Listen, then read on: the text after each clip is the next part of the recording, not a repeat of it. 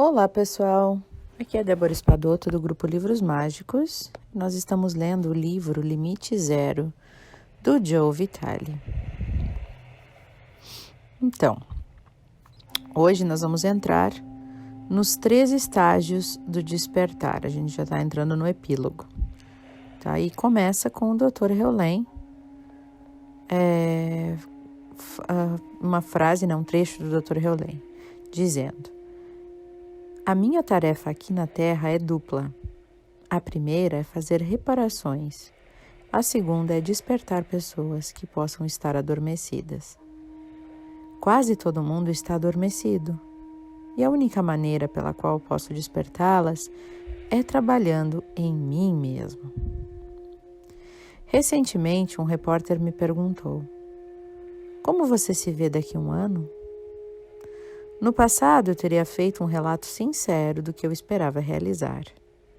Falaria sobre os meus planos, minhas metas, minhas intenções. Mencionaria os livros que gostaria de escrever ou as coisas que eu queria ser, fazer, criar ou comprar. Entretanto, devido ao trabalho que realizei com o Dr. Heulen, não mais declaro minhas metas e intenções e tampouco faço planos. Assim, respondi ao repórter com a verdade deste momento. Eu disse: o que quer que aconteça será bem melhor do que eu consigo imaginar neste momento. Essa resposta é mais profunda do que você poderá perceber à primeira vista. As minhas palavras me surpreenderam enquanto eu as pronunciava e também revelaram onde a minha mente está hoje em dia. Estou mais interessado neste momento do que no seguinte, certo? Estou mais interessado no agora do que no futuro. Enquanto eu presto atenção a este momento, todos os momentos futuros se expandem elegantemente. Certa vez eu disse ao Dr. Heulen: a minha intenção hoje em dia é respeitar a intenção do divino. Há poucos minutos eu descrevi para um amigo a pergunta do repórter e a minha resposta inspirada, e ele adorou.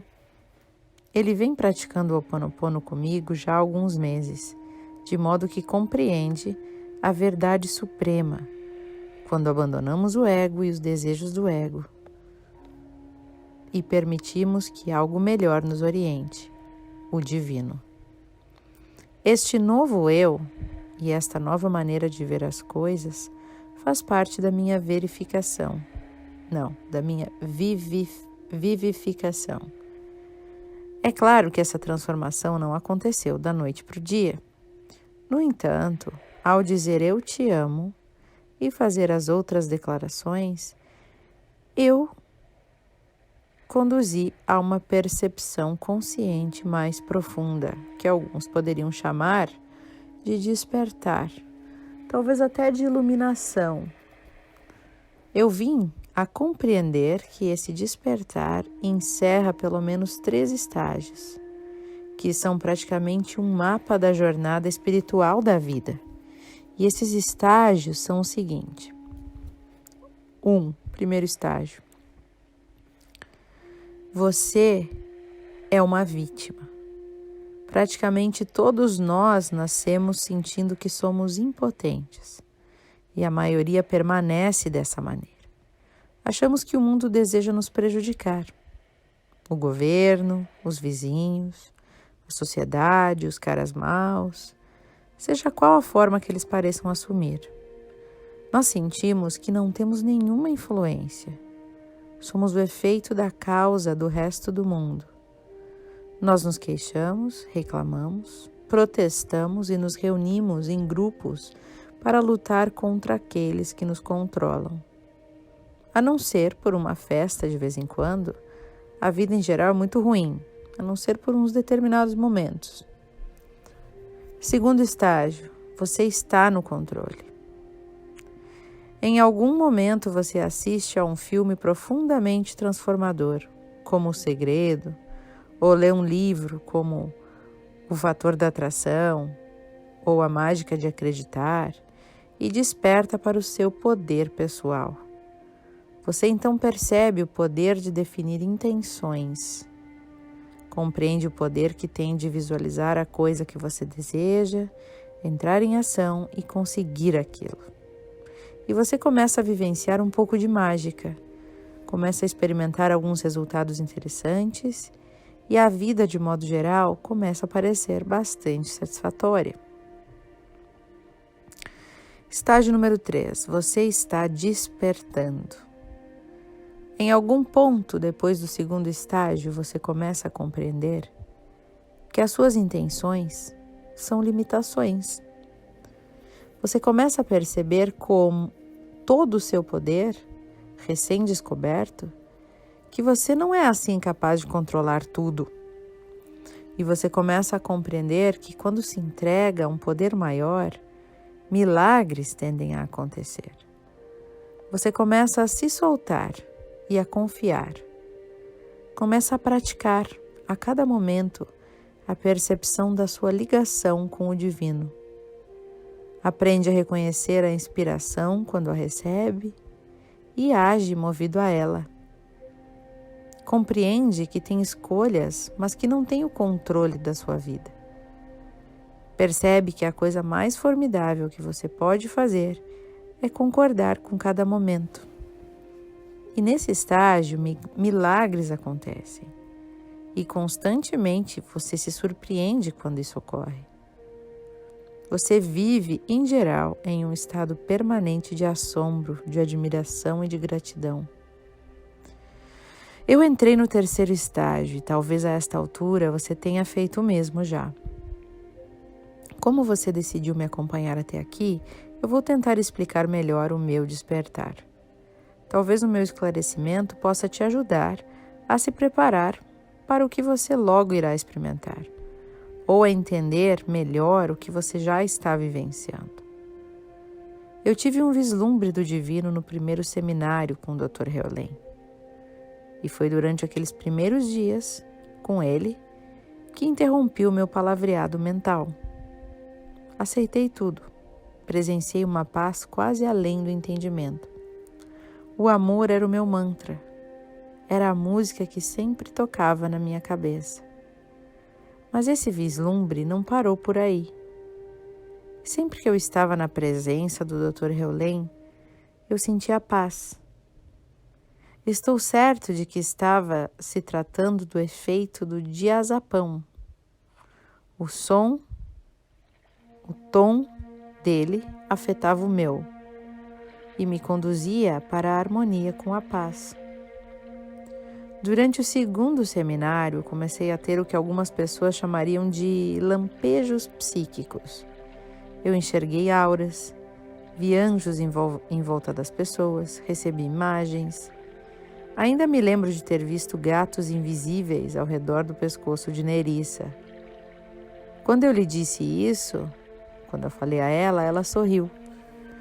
Quer a imagem fosse real, quer não, ela certamente alterou o humor da Nerissa, que ficou radiante.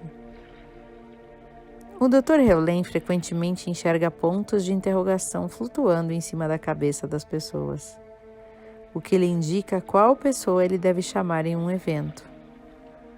Sempre que vê símbolos invisíveis sobre os seres, ele acrescenta: eu sei que isso parece loucura. Os psiquiatras encarariam uma pessoa que dissesse coisas desse tipo. Encarcerariam uma pessoa que dissesse coisas desse tipo. E é claro que ele está certo, mas depois que o despertar tem lugar, não há mais como olhar para trás. No meu primeiro fim de semana, além da manifestação, eu interpretei o campo de energia de algumas pessoas. Elas ficaram assombradas. Acho que isso é mais uma abertura do que um dom. Uma parte anteriormente não utilizada do meu cérebro foi ativada e se iluminou. Agora os meus olhos enxergam quando eu permito. Eis o que eu disse ao Dr. Heolen. Todas as coisas parecem falar comigo, tudo parece vivo. E ele deu um sorriso de cumplicidade. Na ocasião do meu segundo fim de semana, além da manifestação, eu tive outra experiência Satori. Satori é um vislumbre de iluminação, uma amostra do divino. É como se uma janela se abrisse e por um instante nós nos amalgamássemos com a origem da vida. Essa experiência é tão difícil de descrever quanto uma flor de outro planeta. Mas ao perceber que eu podia desaparecer e experimentar o limite zero, passei por uma transformação. Essa experiência é para mim uma pedra de toque. Eu consigo relembrá-la e voltar nela. Em certo nível, isso é maravilhoso, pois é o meu bilhete de volta para a aventurança. No entanto, em outro nível, é apenas outra memória que me impede de vivenciar o momento presente. Tudo o que posso fazer é continuar fazendo a limpeza. E às vezes, quando eu estou em uma reunião, eu relaxo e tiro os meus olhos de foco e consigo enxergar a verdade por trás de uma situação. É como se o tempo parasse ou pelo menos ficasse mais lento. O que eu percebo então é a trama subjacente da vida. É um pouco como descascar a camada superior de uma pintura e encontrar uma obra-prima debaixo dela. Você pode chamar isso de visão psíquica, de visão de raio-x ou visão divina. Eu diria que Joe Vitale e até mesmo Awakua desaparece nesse estado zero, ou os meus olhos o percebem. Existe limite zero, apenas é. Nesse lugar, não há confusão e tudo é transparente. Eu não vivo nesse estado, eu ainda volto para a suposta realidade. Ainda tenho desafios e quando Larry King me perguntou se eu tinha dias ruins, eu respondi que sim. Eu ainda os tenho. O Dr. Heulen disse que sempre teríamos problemas. Entretanto, o Ho Oponopono é uma técnica voltada para a resolução de problemas. Enquanto eu continuo a repetir eu te amo para tudo, para o divino, eu dou seguimento nessa limpeza e eu retorno ao lugar de limite zero.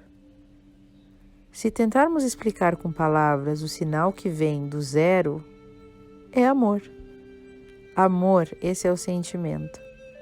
Desse modo, dizer ininterruptamente eu te amo nos ajuda a entrar em sintonia. E a repetição da frase ajuda a neutralizar as memórias, os programas, as convicções e limitações que estão atrapalhando o nosso despertar. Enquanto eu vou fazendo a limpeza, eu estou o tempo todo entrando em sintonia com a genuína inspiração. À medida que eu ajo motivado por essa inspiração, acontecem milagres melhores do que eu jamais poderia imaginar. Tudo o que eu tenho que fazer é continuar a fazer o que eu estou fazendo. Algumas pessoas acham que entenderam a voz da inspiração prestando atenção ao tom das vozes que ouvem dentro da sua cabeça. Um amigo me disse uma certa vez: conheço a diferença entre a voz do meu ego e a voz da inspiração, porque a voz do ego é premente e a da inspiração é mais suave. Uma vez eu li uma frase, até estava no livro O Caminho, de Yehuda Berg, da Kabbalah, e dizia assim: a verdade não grita, ela nos fala em sussurros. Agora me lembrei dela. E é bem assim, a gente só consegue ouvir a verdade quando a gente acalma o coração. Na meditação, quando a gente não está com a mente num turbilhão, né?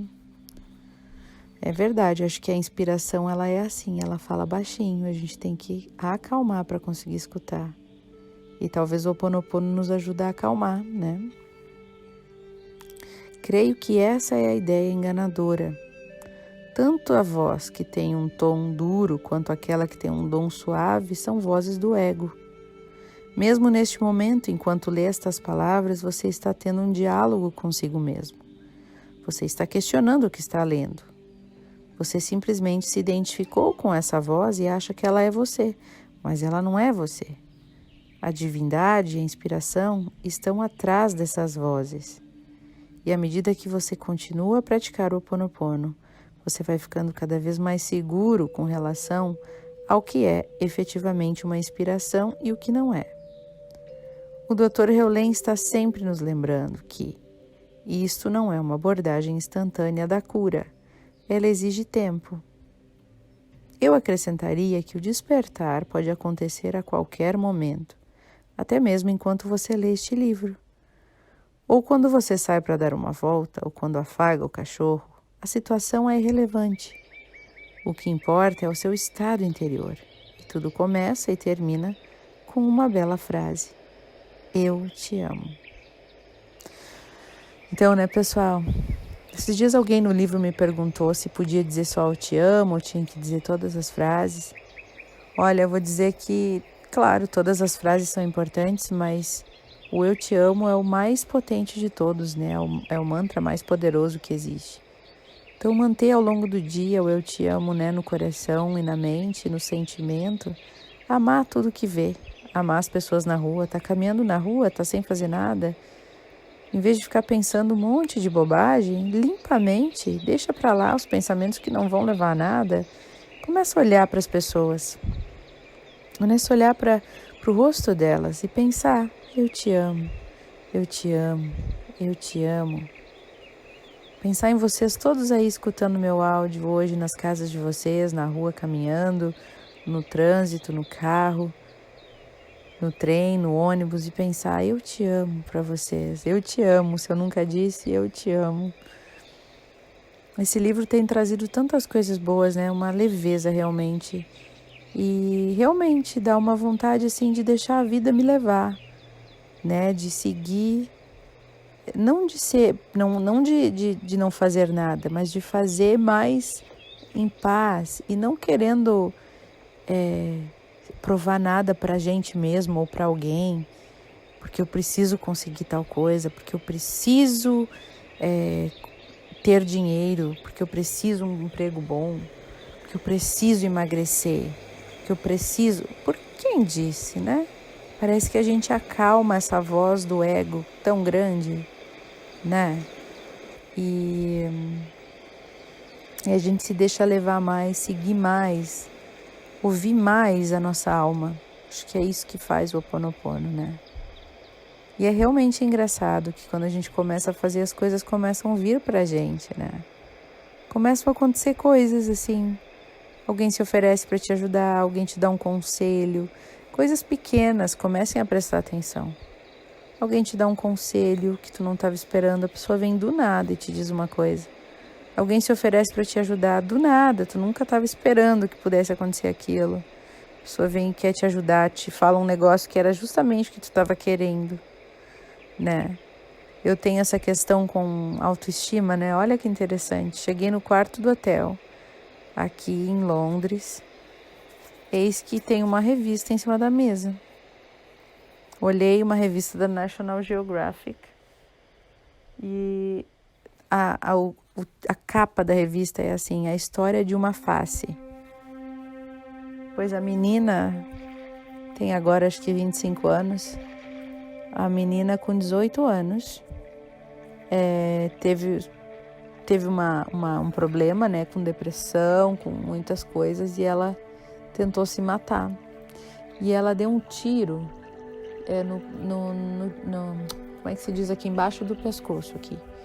E ela destruiu a face dela. E ela era uma menina muito vaidosa, assim, então imagina.